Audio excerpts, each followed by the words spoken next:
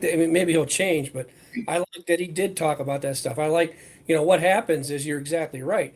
Whenever, you leave your ribs exposed, whenever you are acting like a human being, especially like in press conferences or everybody wants their athletes to say something, but they want them to say exactly what they need to say. That's why they all have become, or not all of them, but a lot of them just it's automatons saying the same thing. They Right. say it to the point where sometimes you look into their eyes and you wonder, do they even know like what they're saying, like the cliche that they use, or is it it's just like it's a training film of like, hello, is there a real person in there? And I like that JJ isn't like that.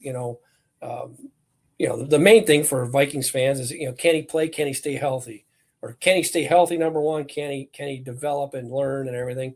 But if he does, put the game and the health where he is as a personality, he'll have this town in the palm of his hands. Yeah, I totally agree with you. I'll never forget interviewing Percy Harvin, who had plenty of the media and fans questioning some of his moves, but I went in to talk to him, and it was rote. It was the stuff. It was the standard stuff. Then I noticed he had a Teenage Mutant Ninja Turtles hat on, and I pointed. I said, "Oh, you like the turtles, huh?"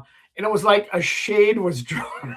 And then all of a sudden he looked at me and he's engaged and he was, talking about the turtles. My I'd seen it with my kids were watching it. And so it was just funny, all that stuff, all the noise they don't even want to respond to. But boy, talk about something else and you can get them excited. It was Yeah, it but was you did that better than we had a reporter back when Mankato asked Randy Moss when he came walking in with a little dog. I said, "What kind of dog is that, Randy?"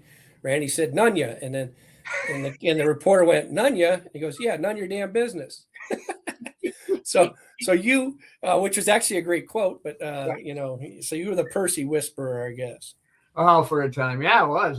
Yeah, there was another story, but I won't tell that now. So Kyler Murray on the field, Mark. What kind of quarterback is Kyler in his older age? Not old age, but older than a rookie. Is he still a runner or a pocket passer or both? What are we going to get? What are we going to see when he tees it up here in the Well, yeah, OT? I think you'll see him moving around. I mean, just because Sam was a pocket, well, Sam really he was a pocket passer, but if we remember back to Sam and some of the escapes that he had, him Mm-hmm. extending plays, Yep.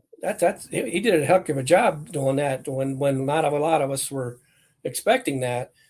Kirk did not do that. Probably could have done it more, but Kirk was very much in the pocket, until the very beyond the very last second a lot of times with the ball hanging down here and stuff like that. But is it? Um, Is, I'm sorry. Go ahead. Finish your thought. well, I just saying that, yeah. I would expect he's going to be a guy that's going to you are going to see his running ability, his it sounds cruel, but when you're making $1 million a year and you're in a prove it year, they may put you in harm's way more than if you're making $50 million a year, and just to kind of get the most out of you.